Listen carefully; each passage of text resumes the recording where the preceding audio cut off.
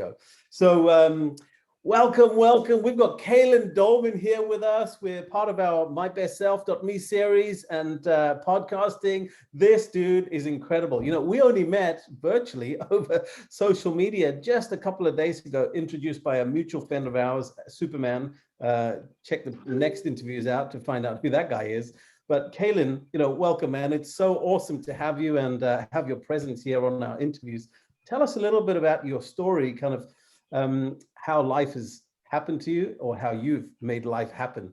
Take us way back, because I know you've shared a few details on message, but I don't want to steal any thunder. Maybe introduce yourself and share the story and we can dig right into it. Welcome, buddy. Thank you for having me. Thank you for having me, Rich. I'm pleasure to be here. I'm excited to be here. And a little bit about myself. I'm a best-selling author at this moment. Best-selling author, also producer and actor. And what I usually do is I travel around the world connecting with other people, and we work on all kinds of different projects and get a lot of amazing things to happen. Man, that's awesome. So you got a lot of stuff going on.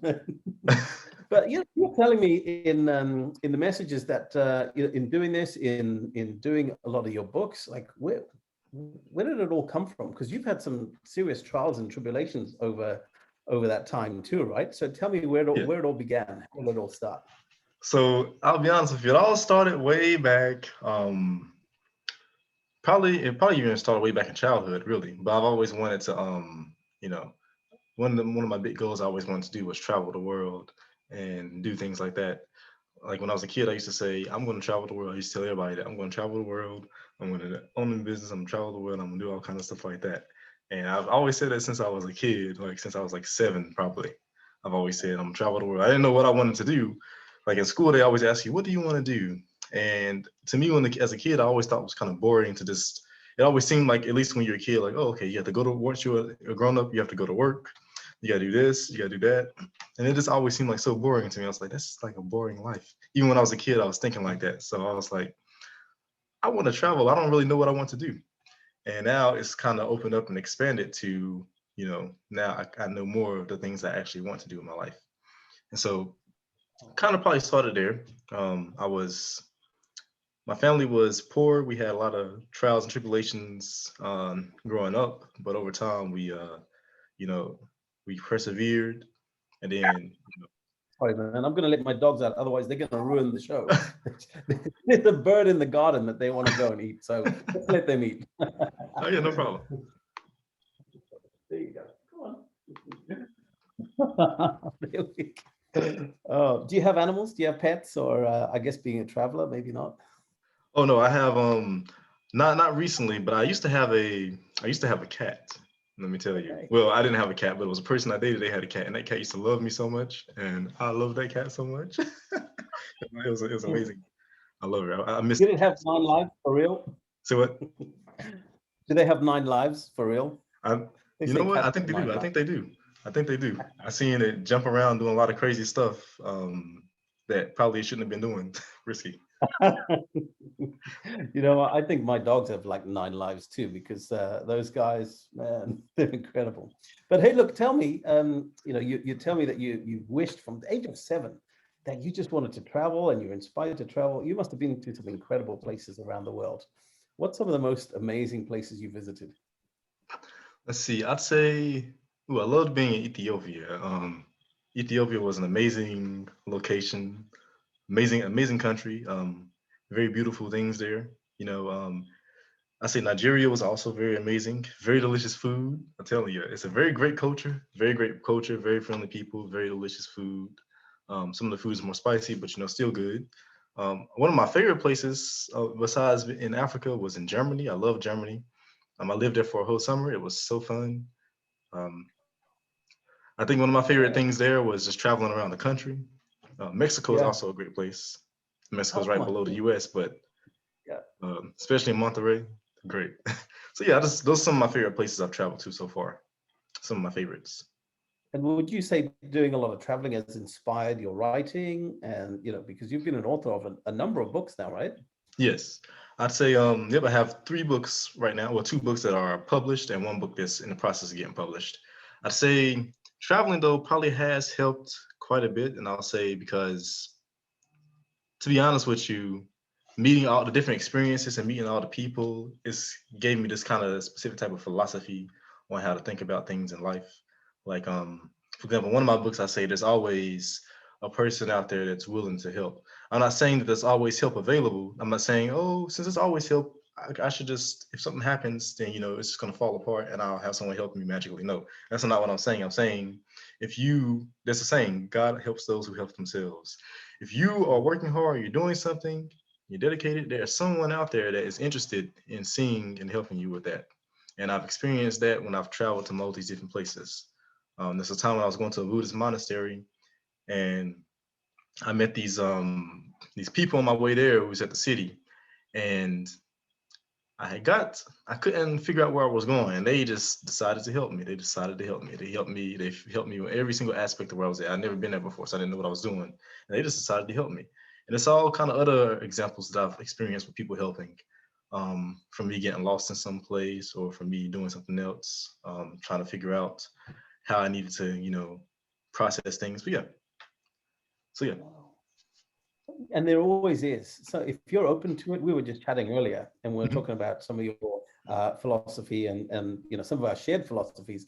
That if you're open to it, there's always somebody there who's ready to help you out or point you in a direction.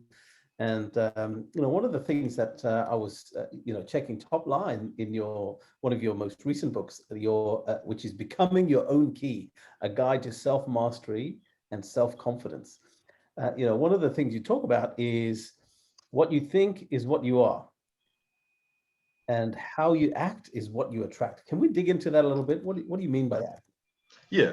So a lot of people, I try to keep it away from this. There's like this pop culture idea of all of this now, that oh yeah, if I just think this, it's gonna happen.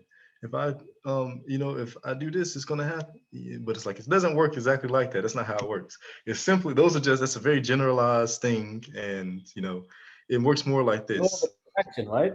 See The what? law of attraction. If I think it, and then I'll attract it to me. If I think Yeah. about it, think about a really nice fast car or a fancy house or $1 million, and it's just going to come to me.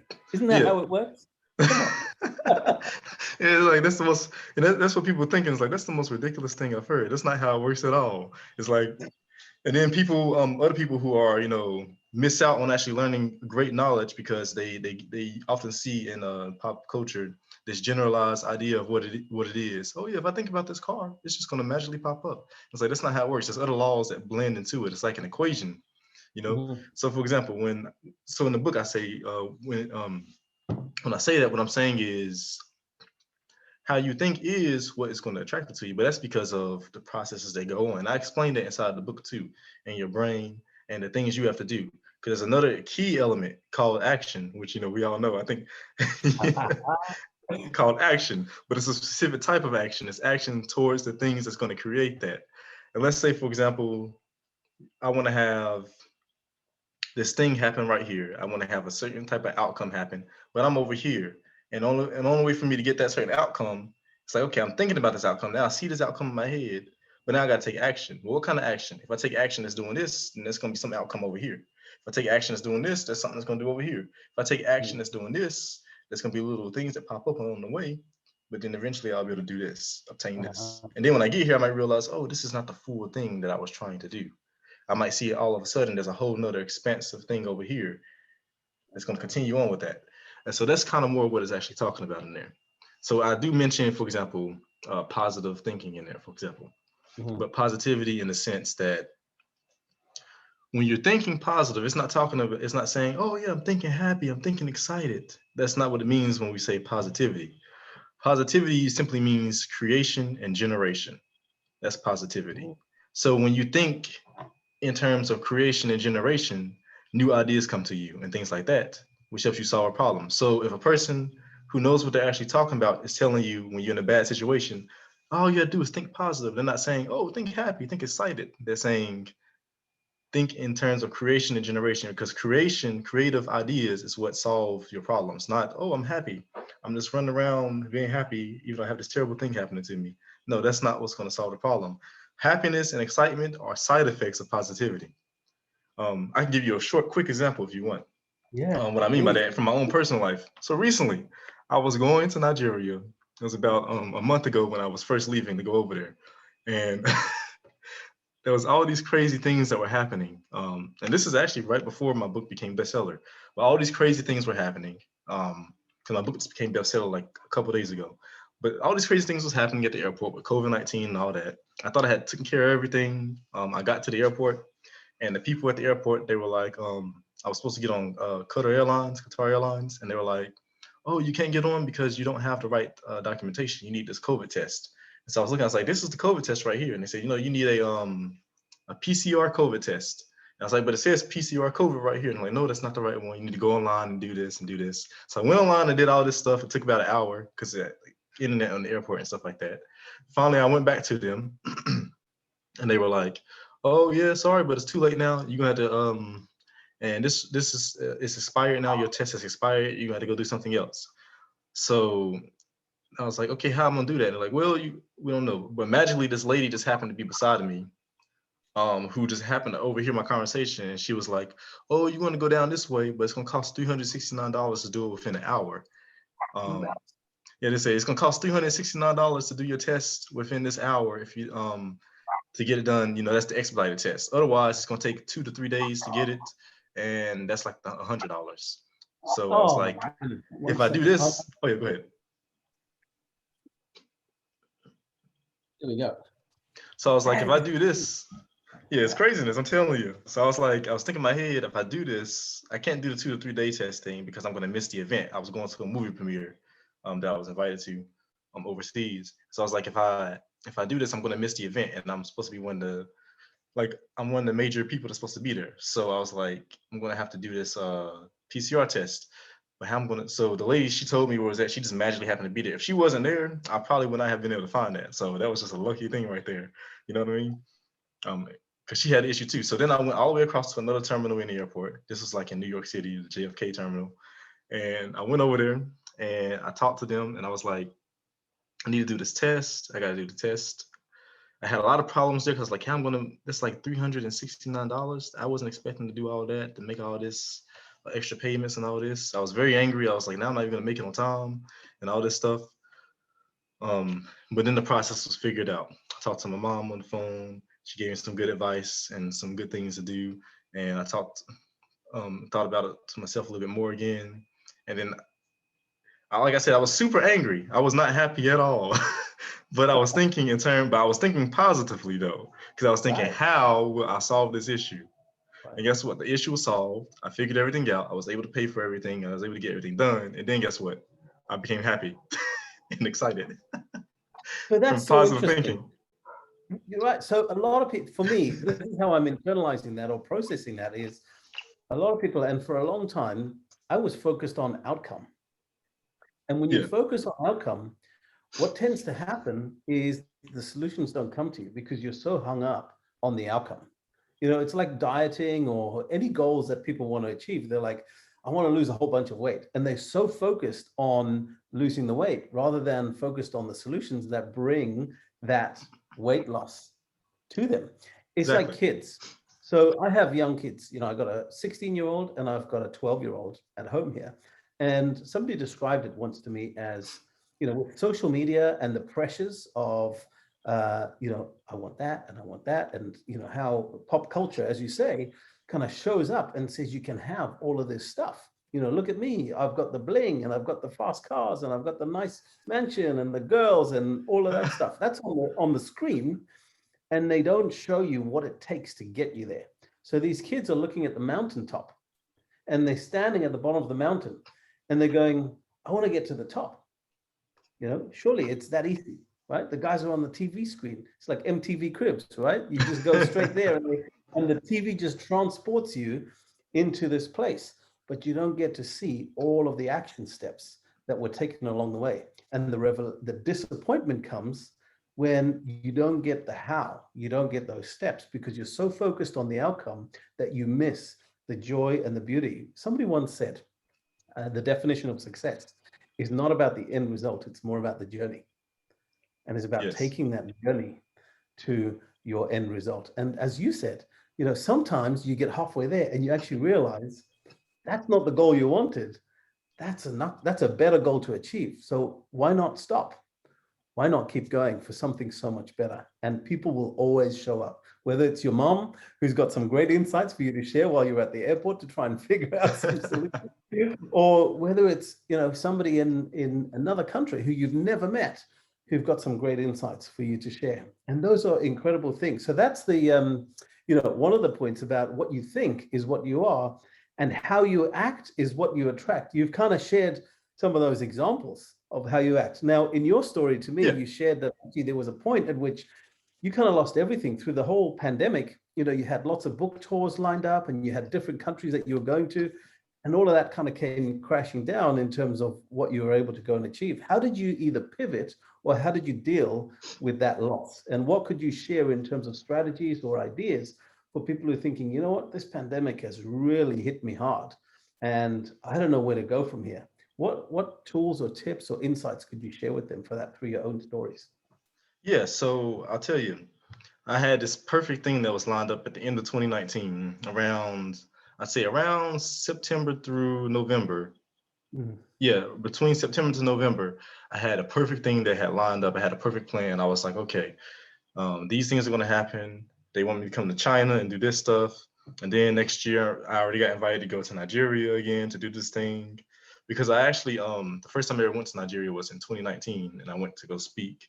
And they loved my speaking so much, they wanted me to come back the next year in 2020. So I was going to come back again. So that was going to happen, and it was going to be all kind of media tours and news coverage and all kind. It was going to be amazing. And then in China, I was supposed to go to China, and all this amazing thing was going to happen there. I was going to, and I was going to be getting paid pretty well. I was going to getting paid nicely, and I was already getting things set up for the visa. I went ahead. Here's the thing: I spent probably almost $3,000 doing my testing, because you had to do a lot of not to China, but to the going to the doctors and stuff like that. You're going to do all these other tests I had to do, because I was going to be there for a long period of time. So I had to do like all kind of X-ray tests, all kinds of stuff like that. And yeah, so I spent quite a bit of money preparing for this trip. And then a week before I was supposed to leave, the pandemic occurred, and they shut down China, and everything happened. And I was like, dang, it's done. And then I was like, so then what happened in my head was, I was mad at first, but I was like, I guess it's good I didn't go. Other people were saying that too. It's good you didn't go, because you would have just who knows what would have happened to you and all this stuff. So I was like, yeah, that's right. And so I repivoted. I was like, oh, well, I could also go to Korea. Same thing happened again. I was like, well, Japan. Same thing happened again. Well, Saudi Arabia. Same thing happened again. So after the Saudi Arabia thing, by that time I had exhausted all my resources. I didn't have any more resources, money, and stuff like that to put towards all this stuff. So I was like, okay, I need to take a step back. I'm just gonna make a new long-term strategy. This stuff must be happening for a reason. And I believe so. It was because of the fact that I got to meet so many interesting people that I would not have met if I would have went over to China and would have been over there. Because right now, if I went over to China, I would probably still be over there right now, based on the schedule and everything that was there for the whole year. But yeah, so I got to meet so many more amazing people. The thing for Nigeria got canceled too for 2020 as well, because of the COVID-19. And so all my plans just got ruined. That was the first time since 2014 that I haven't traveled outside the US, because I've been traveling since 2014. So 2020 was the first time I didn't travel anywhere. And And the that thing must of be difficult, right? Because as a 7-year-old kid, in your heart, your vision, your goal was to be traveling around the world. And so that must have hit you yes, really tough, not being able to do that. yes, because it was part of I was starting to build up a career. My career was finally starting to go up, and then all this stuff happened, and I was like, dang, this might be a sign that maybe I shouldn't do this. But instead, I was like, no, I'm gonna be careful, and I'm gonna buy my time. So then because I was homeless at the time, so then I got myself what you call it, a part-time job. I was working a little bit, getting my building my resources back up together. And I would stay with a couple of family members sometimes and things like that, and was rebuilding my resources back up. And then I was working. And the only reason I bring that up is because sometimes you got to take a step back. You might have to take a step back so you can get your stuff together, and that's okay. Because one of the things I always said was, this is just a thing of pride, I think, in my head, was like, all right, I'm never gonna have to live with family again unless we're doing like vacation, we're having a good time. But I'm not gonna have to live with my family out of necessity. That was something, that was a goal of mine that I've had ever since I turned 18. But then it all crumbled down. It's like, it's okay if that happens. It's okay if that happens. Take the time to consolidate yourself, get yourself back together. Because then it gets yourself in your mental head, gets you in the right mental space so that you can then be able to attract those things. Once again, how you think is how you attract. If you're in a stressful mental space, you can't think in a way to attract what you need to do. So, that's why you need to get yourself back in the right mental space so that you can think positively, which once again, positive thinking is creation and generation. Yeah. Expansion, But that's tell me positivity. some strategies, right? So how would you, for somebody who's there, kind of left with all of those wonderful opportunities laid out before you? You've got this incredible travel, you've got the book tour, going to China, you're expecting a lot of money coming in for the books that you've written, for the events that are plugged in. Then you're trying to go after the next country and the next country and the next country. All of those setbacks hit you where you get to the point where you've got nowhere to live. How do you maintain, or how do you get yourself? What kind of strategies could you put in place to help you maintain your sanity, to maintain that level of hope, to know that the better life, the better days are ahead? How do you do that? You have to have 100% belief in everything you're doing and that everything that you're doing is leading to the desired result. That's what it is. But it's like this. It's 100% belief or faith. And all religions teach about faith and what it means and all that kind of stuff. But you really just have to, like, so for example, I had this goal. Even though these things were happening around me, I wasn't just seeing the world with my eyes, I was seeing the world with the vision. There's this person named Robert Kiyosaki. Yeah. Yeah, Robert Kiyosaki. I was listening to something on YouTube one time. He was like, he was talking about the brain. He was like, a lot of us old people, because he was talking about cryptocurrency actually. And I thought this analogy connected with what I'm saying right now. But he was like, yeah, a lot of us old people don't really understand cryptocurrency that much because, we used to thinking with our brain, and our brain, we use things physically. But he's like, a lot of the young people like to see with the vision, so they can kind of see this cryptocurrency thing and where it's going. And so think of it like that. You can't just think with your brain, which has the five senses. You got to think with the next sense beyond that, the sixth sense, which is like Napoleon Hill says, creative imagination. Yeah. So you got to think with that sense right there and be able to use that as well. Use your five senses to be able to protect yourself and keep yourself sustained, but use the sixth sense to continue to guide and lead you to where you're actually going. Don't use the five senses to lead you where you're going. Use the five senses to help protect you and keep you afloat in your current situation, but use the sixth sense to keep pushing you forward to where you're going. Yeah. And to demystify that just a little bit. Oh, sorry, go ahead. No, I was just going to say, you've just hit on something absolutely incredible here, because in the world today, a lot of the phrases that I hear and have heard growing up is, come on, man, get real. This is the real world. And, that kind of phrase can actually damage a young person's ability to dream big. Because you know what us old people do? What us adults tend to do is we are dream crushers, generally speaking, is what I'm saying. Is when a young person comes with a big dream in their heart, like they can dream so much bigger than us because we carry baggage. We carry all those failures and those limiting beliefs that we've picked up along the way. And what we tend to do is we impose them on the young people who are the dreamers. They are the big, big dreamers. And so I wonder, today in the world of education, in the world of supporting young people, particularly, how do we encourage them to keep those dreams alive, to dream big? What do we need to do as the adults supporting those young people today? I think the greatest thing for adults to do is simply this. When someone tells you a dream, if you don't have nothing nice to say, be quiet. Well, let me go in more detail though. Just a little bit more detail. How hard is that, right? How tough is that for an old person to just keep their mouth shut? Yeah, just because you're out, because I had to say this, just because you're old doesn't mean you have a monopoly on wisdom. Like some of the founding fathers were young people. A lot of people who fought in the American Revolution, who had those ideas, they were young people, you know? You know, some of the greatest changes in history happened when young people were in charge of societies versus when older people were in charge in societies. You know, that's just a true thing. If you just look at history, whenever great innovations happen, it was usually because the rulers of that land or country were older. Well, I mean, excuse me, were younger people. Older people have more resistance towards new type of things, so they kind of hinder progress. You can even see that's what's going on in our country right now, with the majority of our leaders being like 70 years old. We need some But new Davids coming along, right? David and Goliath.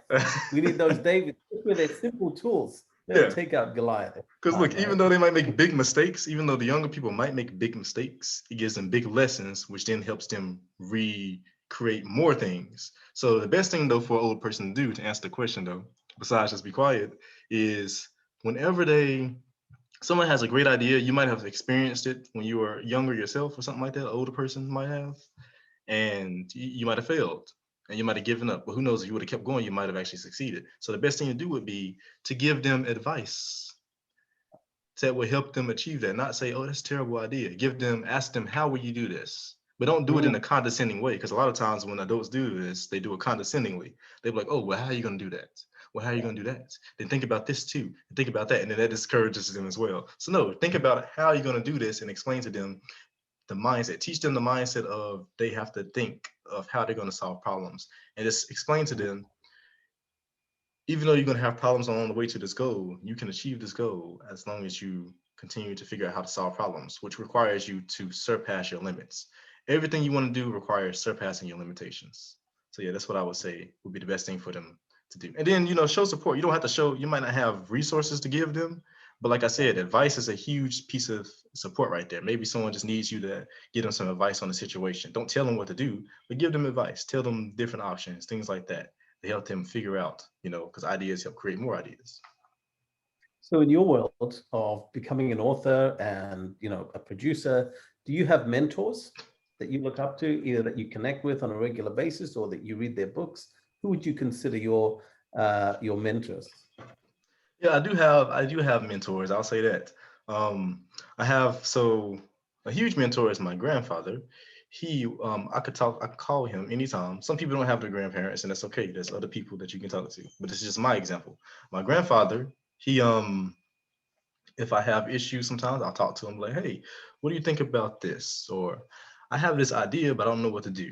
One of the first things he told me when I was younger was this. He was like, Kalen, whenever you get the chance, this is before I was even a speaker. He was like, whenever you get the chance to speak in front of people, take it. When you're in your class, it's like when I'm in like middle school. He's like, when you're in class and you need to do a class presentation, if they ask for someone to get up, you raise your hand and you go up there and do it. He's like, anytime you have opportunity, you speak, you know, anytime you speak in front of people, speak and practice and learn.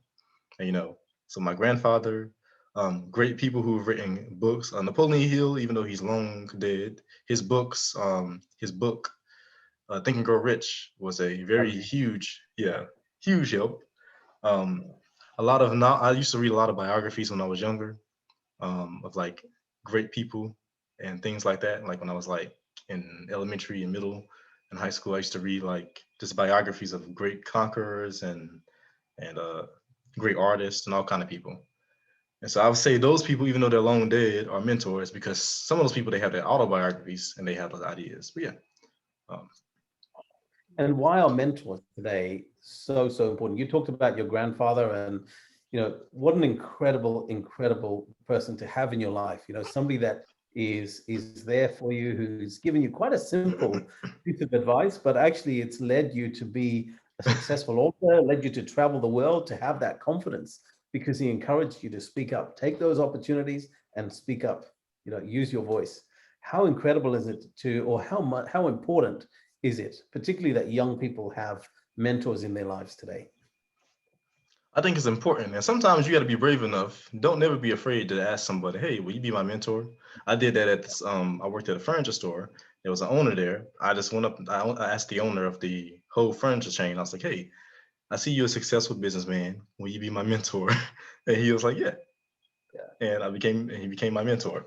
So yeah, just, you know, don't be afraid to ask for mentors. It's very important though. It's very important. It's a key to success. Every successful person has had some type of mentor or guide or teacher.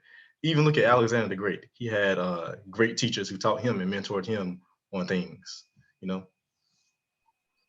So important. And so tell us then, Kalen, as we wrap up this incredible interview, I'm so grateful that you're sharing your personal stories and your life insights, how you turn things around from, and a lot of it is about your mindset, your frame of mindset and where you get that reference from. Tell us about this new book that is due to come out. And congratulations, by the way, for this recent book becoming a bestseller. That is just incredible.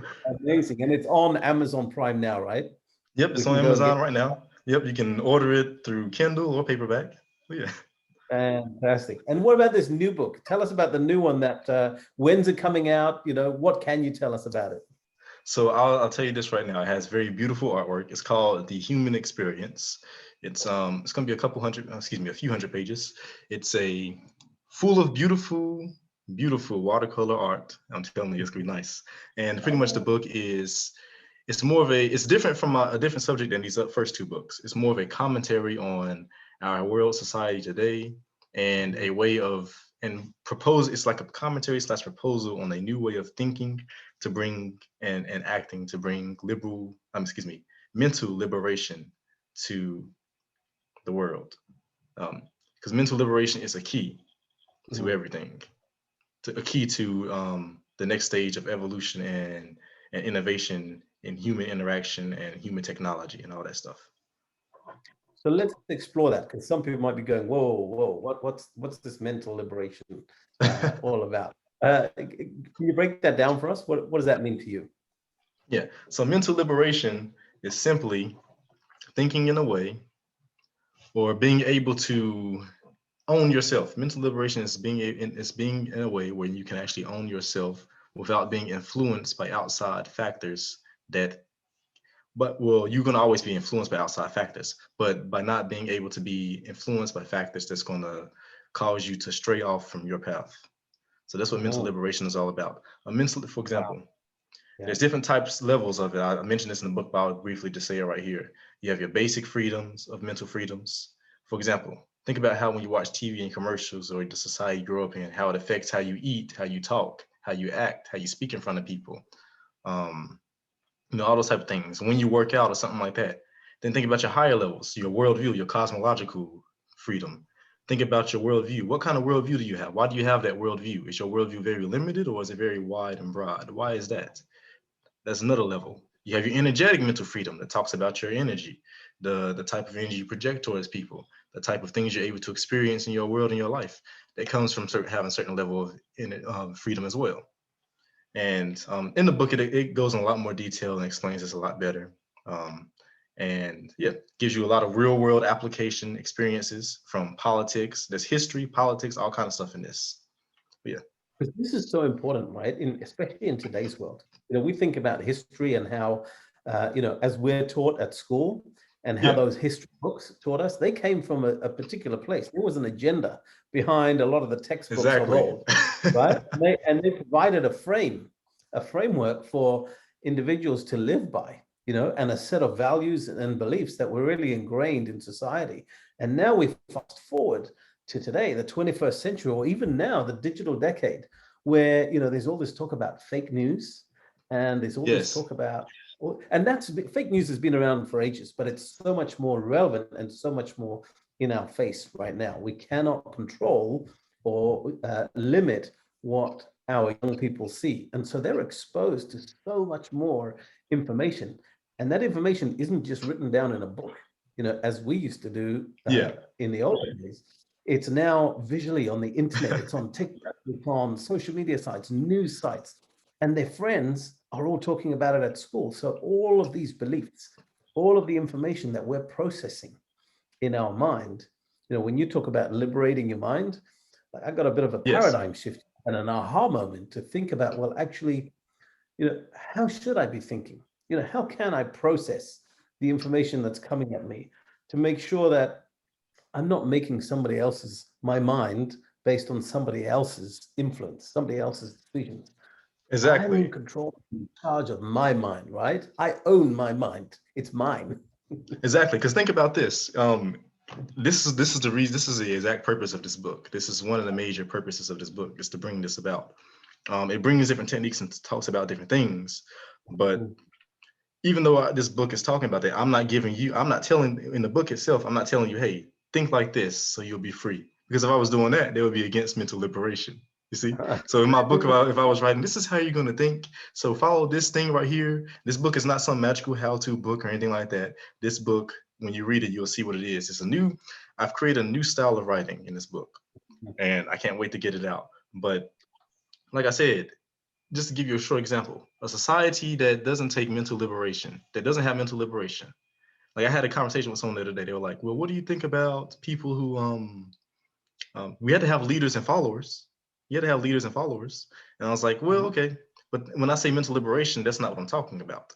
You can be a follower and still be mentally liberated. For example, think of Nazi Germany is the perfect example of society that had leaders, but the people were not mentally free.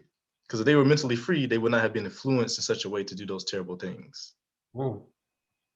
Our society Wow. today, the terrible things that's happening all around us today, is a result of a world where most people are not mentally free. You got a few mentally free people, and then some of those people are deciding to take advantage of others and use them Mhm. to do all kind of things. A mentally free Mm. society or world is not a utopia. I even mentioned this in Mhm. my book. I don't believe that world peace will be possible, at least not in our Mhm. current state of things, but it will at least get rid of a lot of negative, unnecessary human tendencies that are not needed through mental liberation. World peace can happen from There some we other generation. Right. And my take on that is there becomes a level of choice. When Yes. you're mentally liberated, you then have a real choice. It's not, either this or that. You get to choose how you interpret the world, because that's ultimately our frame of the world. How we see the world is down to our own interpretation. So talk to me a bit about mental liberation and mental health. How do they work together? Because Oh, mental those health is two a big things. topic.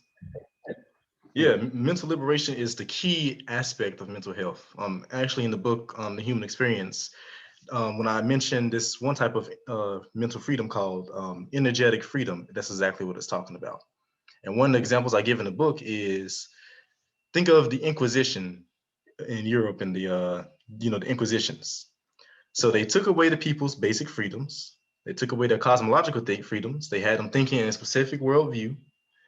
And then guess what else they did? They took away the energetic freedom. But what is the energetic freedom? The energetic freedom connects to what you just said, mental health. The energetic freedom is your being as a human being yourself. You take that away, you've taken away someone's humanity. Think about what the church did back in those old days, the Mhm. Catholic Church in Europe. If someone didn't have their ideas, they would torture them and do all kind of terrible things. This is one of the examples I use in the book. And what would happen? That person would become a shell of their former self. They would lose that energy of what they were as a human being. And we can apply that to the modern world today. There's different types of techniques now in the world that people use, um, that can mentally torture a person or harm a person. So let's say you have a very terrible mental health issue. I'm not saying because you have a mental health issue that you don't have mental liberation, because you might have like a disorder. But even though you have a Mhm. disorder, mental liberation can help you manage that disorder. You know, Oh, yeah. it can Mhm. help you lead to those type of things. But just because you have the disorder doesn't mean that you don't have mental liberation. That's the thing that people might get mistaken. But I also mentioned that in detail in the book too, so it's okay. No mistakes to be made. I thought about this in great detail. Okay, like, this is really interesting. This is like right up my street, and it reminds me a little bit of one of my favorite movies, Shawshank Redemption. And you've got Andy Dufresne there, right, in Yeah. prison, and he's talking to Morgan Freeman, isn't he? Tim Robbins talking to Morgan Freeman, and he says, you gotta get busy living, or you gotta get busy dying. And that's about how you think, how you process things. They cannot take what you think away from you. They might take everything else, but they cannot take how you think. And Viktor Frankl, Man's Search for Meaning, another incredible, incredible book about how that guy survived the prisoner of war camps. That was all about Yes. his own mental liberation, right? Was that the guy who was in the Auschwitz camp? I can't remember. Is Yeah, that him? yeah, Okay, yes, yeah. okay. I had something in there he said. I thought this was interesting. He was talking about even though he was there, he was Mhm. even though he was there, he had this positive mindset, and that's what got Mhm. him through it. Like he Mhm. said those words. So Yeah. to look at people, because a lot of people who want to dismiss the power of this, and think of it like this: if a person like that who survived the actual camp where his entire family was gassed and killed in front of his eyes said that that is what got them through that, what are you saying about yourself right now? You're just making up excuses. Uh, Use the positive thinking thing. Just learn about what it is. Actually take the time to learn about it. Not what the pop culture thing is, because that's craziness and nonsense, but the true aspect and meaning of what positive thinking is. And it will change your life. Yeah. So, yeah, I'm so grateful for this connection that we've had, this interview, your insights that you're sharing. I can't wait to read The Human Experience and see that incredible artwork, and just get my own take and my own perception of what you've got to deliver. I cannot wait. It's something new, it's something fresh, something different. So thank you. I thank you for just bringing it to the world and bringing your gift and your talents and your presence to the world. I'd love to leave you with the last word. Maybe there's a particular book, or obviously people got to read your book, right? So that goes without saying. But maybe you recommend a particular book, or you've got a word for somebody where this is your message kind of summed up. You want to share a word of encouragement, or recommend they go read a particular book or watch a particular movie that will help them kind of get through the next stage if they're going through some challenges. Hmm. Yeah, I'll say this right here. You should read Kalen Doleman's Becoming Your Own Key. I'm joking. Yeah, of course, read my Come book, but on, also, that's it. of course, read my book. But Robert Greene, We'll I put a like some link of his actually works. in the review. We'll put a link to your book in the review as well, so people can go find it easy. Oh, great, great. But thank you, thank you. Robert Greene, though, his books. Have you ever read Robert Greene's books? I would say some of his Oh, works. Yeah, Robert Greene, he has some amazing works. The 48 Laws of Power. I think that is a excellent book to read, because at least when I was a little younger, I was kind of more naive, and it kind of off put me a little bit, because like, these kind of seem like terrible things, but then it's like, no, actually, it's teaching you how to protect yourself from when people do these things to you. So yeah, read the law of excuse me, 48 Laws of Power. That's a great book by Robert Greene, a very famous author. And yeah, and if you want to, guys, just find me on Instagram. You can find more information about the stuff I'm doing. Kalen Doleman. Yeah, Kalen underscore Doleman. And thank you that so is much for awesome. having We're me. gonna talk to you. I'll post some links in the bio as we go through. Kalen, you're my new friend. I'm so grateful to connect with you. Thank you so much for your energy, for your passion, for your joy, for your commitment to really serving the world, serving others through your gifts and talents. And thank you so much for your time tonight. I wish you all the best, brother. Thank you very much. I'm looking forward to talking to you again. Thank you, man. Peace and happiness to you, dudes. See you. It's almost